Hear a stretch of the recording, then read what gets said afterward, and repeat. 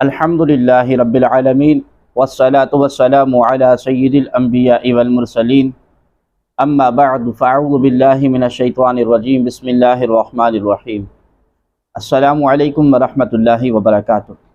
ناظرین محترم، آج ہم حاضر ہوئے ہیں خواتین۔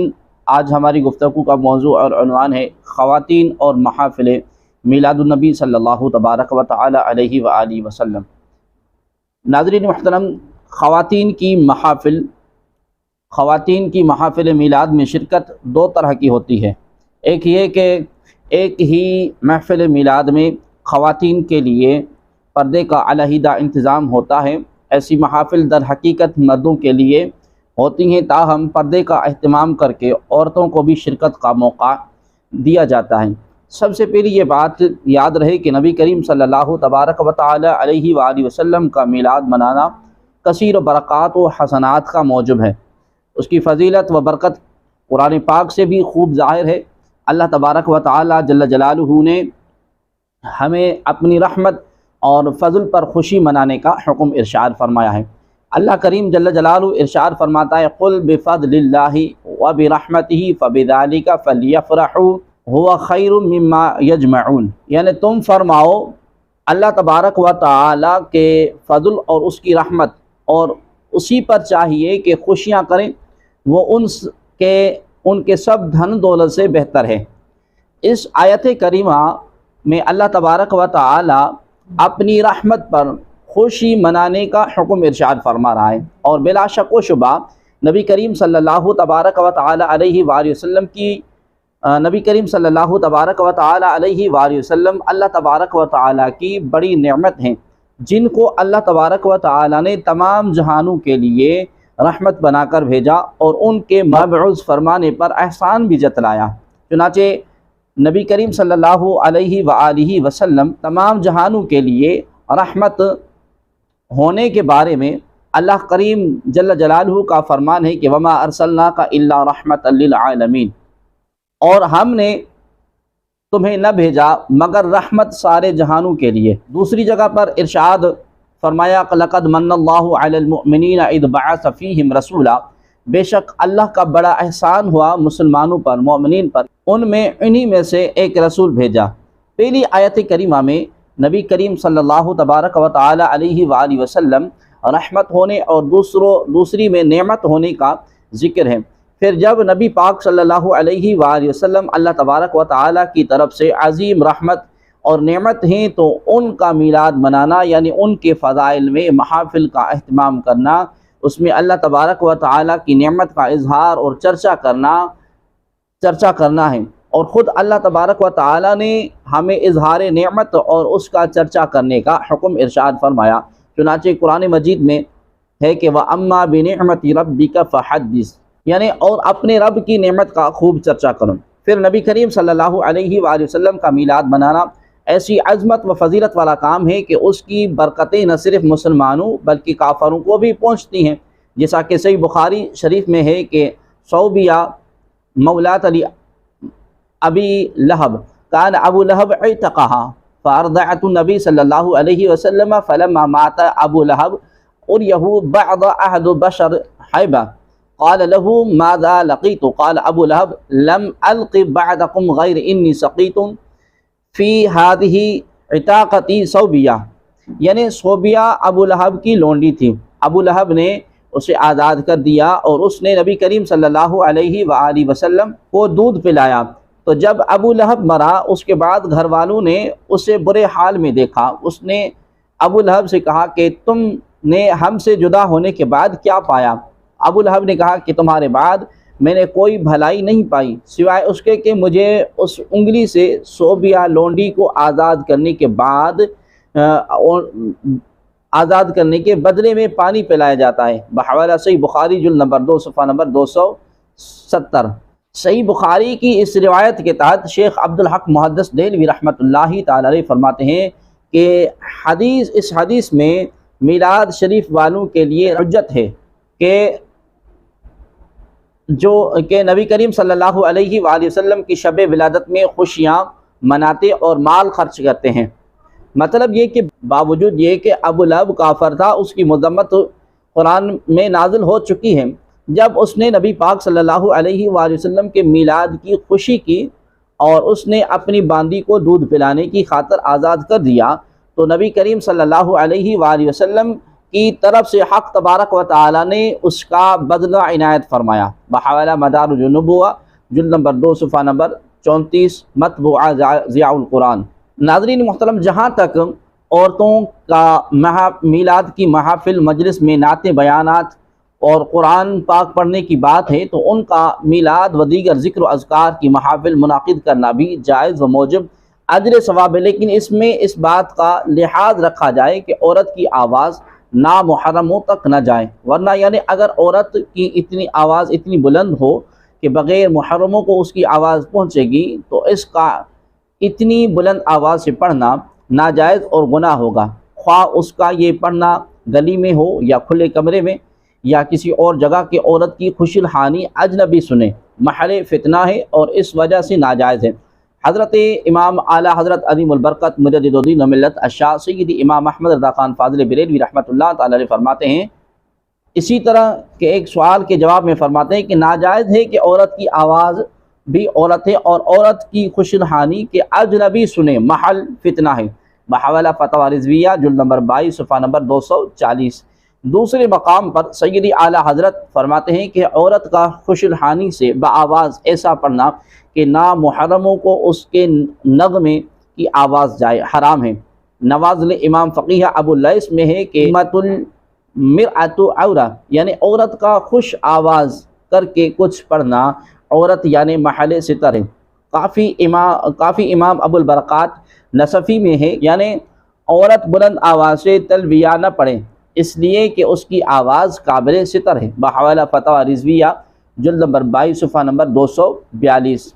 اعلیٰ حضرت امام اہل سنت مجدد الدین و ملت الشاہ سیدی امام احمد رضا خان فاضل بریلوی رحمۃ اللہ تعالی علیہ سے اس کے متعلق دریافت کیا گیا، تو آپ نے جواباً ارشاد فرمایا، واعظ یا میلاد خوان، واعظ یا میلاد خوان اگر عالم سنی صحیح العقیدہ ہو، اس کا واعظ و بیان صحیح و مطابق شرع ہو۔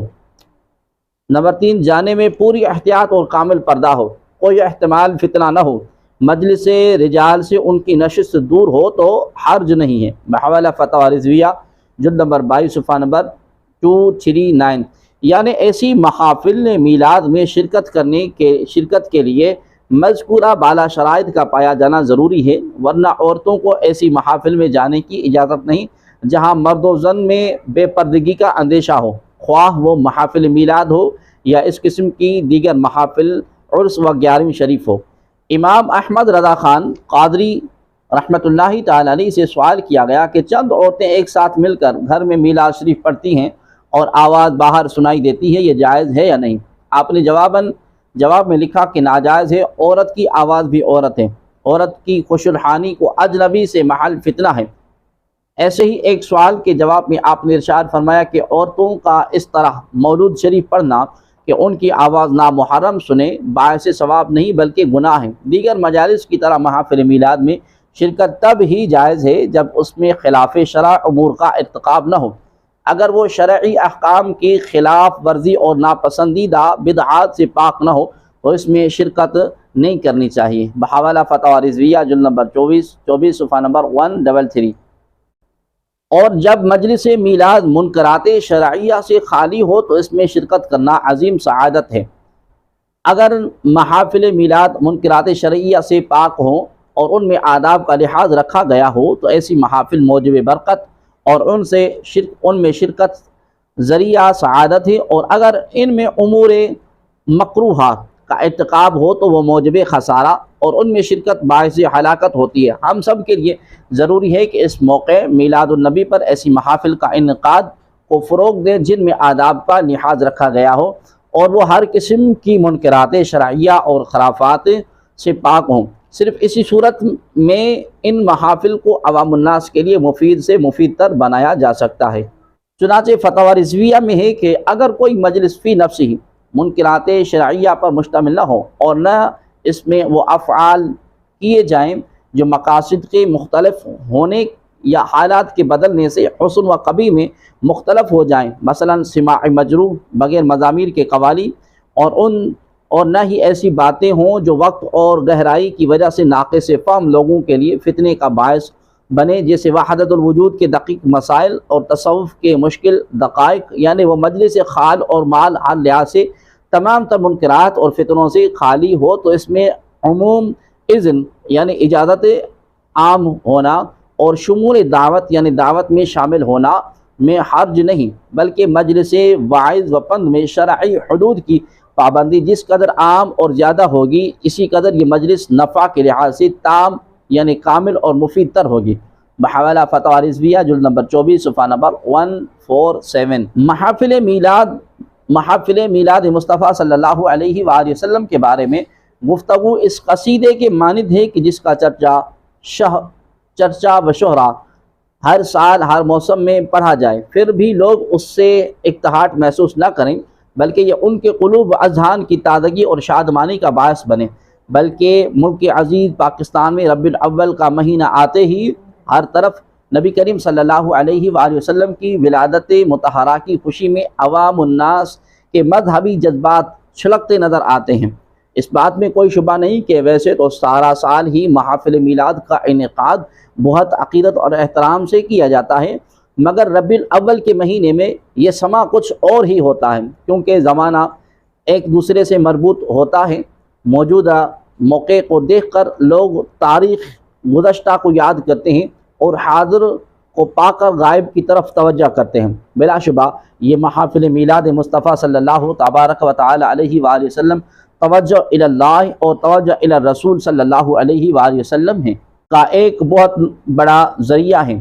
اس موقع پر مبلغین، مبلغات، خطباء اور علماء کی یہ ذمہ داری بنتی ہے کہ وہ نبی کریم صلی اللہ علیہ وآلہ وسلم کی سیرت مبارکہ کے بیان کے ذریعے امت مسلمہ کو خیر فلاح کی دعوت دے۔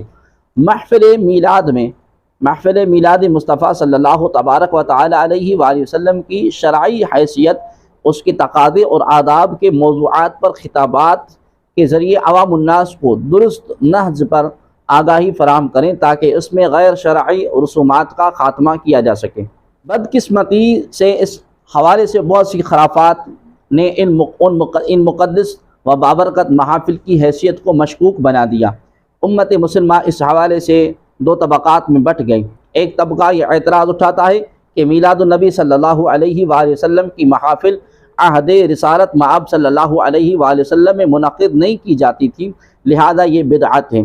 تو اس کا سادہ سا جواب تو یہ ہے کہ محبوب خدا صلی اللہ تبارک و تعالی علیہ وآلہ وسلم کا میلاد تو فرش پر ہی نہیں بلکہ عرش پر بھی منایا گیا۔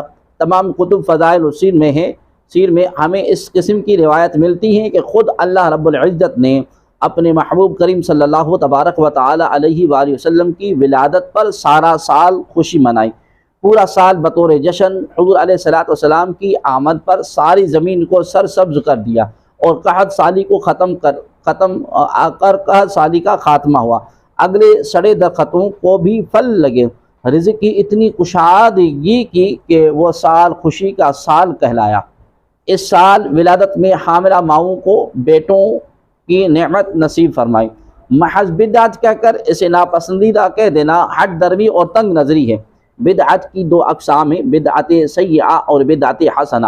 بدعت حسنہ وہ نیا کام جو دین کی اصل روح کو مسخ نہ کرے بلکہ دین کے فروغ کا باعث بنے اور دین کے فہم میں مددگار ثابت ہو رہا ہو، اور یہ اعتراض کہ ظاہری عہد نبی صلی اللہ علیہ وسلم میں میلاد النبی صلی اللہ علیہ وسلم نہیں منایا گیا، تو اس کا جواب یہی ہے کہ جس طرح موجودہ صورتحال میں محافل میلاد مصطفیٰ صلی اللہ علیہ وآلہ وسلم منعقد کی جاتی ہیں، نعتیہ، اشعار، اذکار، فضائل و کمالات بیان کیے جاتے ہیں، تو یہ اپنی اصل میں بالکل نبی کریم صلی اللہ علیہ وآلہ وسلم کی سنت مطہرہ ہے۔ حضور علیہ الصلوۃ والسلام کے ظاہری زمانے میں بھی محافل میلاد منعقد کی جاتی تھی۔ آپ کریم صلی اللہ علیہ وآلہ وسلم محفل میں بیٹھتے تھے اور محفل نعت منعقد کرواتے تھے۔ حضرت حسان بن ثابت رضی اللہ تعالی عنہ نبی کریم علیہ الصلوۃ والسلام کی شان اقدس میں نعتیہ اشعار کہتے تھے۔ آپ دعا فرماتے اے اللہ جب تک حسان میری نعت پڑھتا رہے جبریل امین کو اس کی مدد کے لیے مقرر فرما دے۔ بحوالہ صحیح بخاری جلد نمبر 2 صفحہ نمبر 908۔ دوسرا طبقہ وہ ہے جس میں بعض لوگ میلاد النبی صلی اللہ علیہ وآلہ وسلم کے نام پر خرافات اور منکرات و بدعات و محرمات کو نادانی میں انجام دے رہے ہیں اور بے ادبی کے مرتکب ہو رہے ہیں۔ صد افسوس کہ میلاد النبی صلی اللہ علیہ وسلم کا جشن منانے والے اور جلوس و میلاد مصطفیٰ صلی اللہ علیہ وسلم کا اہتمام کرنے والے ایک طرف تو اتنی محبت کا اظہار کریں کہ میلاد کی خوشیوں کو جزو ایمان سمجھیں، دوسری طرف شرعی تقاضوں کو نظر انداز کر کے بے ادبی اور گناہ کے مرتکب ہوں۔ عمومی طور پر دیکھا گیا ہے کہ 12 ربیع الاول کے موقع پر بعض شہروں میں نقلی پہاڑیاں مذہبی مقامات کے ماڈلز بنائے جاتے ہیں، ان کی تزئین اور آرائش پر بے تحاشا خرچہ کیا جاتا ہے، اور اس پر مستداد یہ ہے کہ ان پہاڑیوں پر ڈسکو میوزک پر باقاعدہ نوجوان رقص کرتے ہیں۔ بات یہیں پر ختم نہیں ہو جاتی بلکہ خواتین جوک در جوک بہت شوق کے ساتھ ان جگہوں پر بے پردہ آتی ہیں۔ یہ بے حجابانہ اختلاط سراسر گناہ کا باعث اور ڈھول ڈھمکے فلمی گانے سب حرام اور ناجائز امور ہیں۔ جب تک ان محافل میں وقار اور سادگی کو پیدا نہ کیا جائے گا یہ محافل اللہ تبارک و تعالی اور رسول کریم صلی اللہ علیہ وآلہ وسلم کی رضا سے محروم رہیں گے۔ ان محافل میں آداب سے پہلو تہی کی جائے گی تو رحمت خداوندی اور اس کے فرشتوں کا نزول نہیں ہوگا۔ قابل افسوس پہلو یہ ہے کہ اس برائی کے خلاف کسی بھی طبقے سے آواز نہیں اٹھائی جاتی، بالعموم مذہبی طبقے کی خاموشی بھی معنی خیز ہے۔ ہماری امت مسلمہ کے حوالے سے یہ ذمہ داری بنتی ہے کہ ہم اس عظیم ہستی کے یوم ولادت کے تقاضوں کو سمجھیں اور اپنے کردار کا جائزہ لیں۔ محفل میلاد کو نہایت سادگی، وقار، صدق اور اخلاص سے منعقد کریں۔ مرد و زن کے آزادانہ اختلاط کے بجائے العیدہ محافل گھر گھر منعقد کی جائے۔ بازاروں اور گلیوں کو ضرور سجائیں، چراغاں کریں مگر فضول خرچی نہ کریں۔ ان گھروں کی طرف بھی ایک نظر ڈالی جائے کہ جس گھر میں روشنی نہیں، جو اپنے بچوں کے پیٹ بھرنے سے قاصر ہیں۔ قرض اٹھا کر بڑی بڑی محافل نہ سجائی جائیں، کیونکہ آپ کریم صلی اللہ علیہ وآلہ وسلم کی ولادت کی خوشی میں حسب توفیق جو بھی پیش کیا جائے وہ انشاءاللہ تبارک و تعالی قبول ہوگا۔ حکومت وقت، علماء، مشائخ کی بھی ذمہ داری بنتی ہے کہ وہ خاموش تماشائی بن کر نہ بیٹھیں، بلکہ اس موقع پر میلاد کے نام پر جو میلے، تھیٹر، سرکس اور اوباش لوگوں کے رقص سرود پر سختی کا مظاہرہ کریں اور اصلاحی تدابیر عمل میں لائیں۔ ان محافل کا مقصد نبی کریم صلی اللہ علیہ وسلم کے خصائص و فضائل کو بیان کرنا ہے، نہ کہ آپ کریم صلی اللہ تبارک و تعالی علیہ وآلہ وسلم کی سنت کے خلاف ورزی۔ مگر افسوس حقیقت خرافات میں کھو گئی، یہ امت روایات میں کھو گئی۔ اللہ تبارک و تعالی کی بارگاہ میں دعا ہے کہ وہ ہمیں اپنے محبوب صلی اللہ تبارک و تعالی علیہ وآلہ وسلم کا سچا عاشق اور سنت پر عمل پیرا ہونے کی توفیق عطا فرمائے۔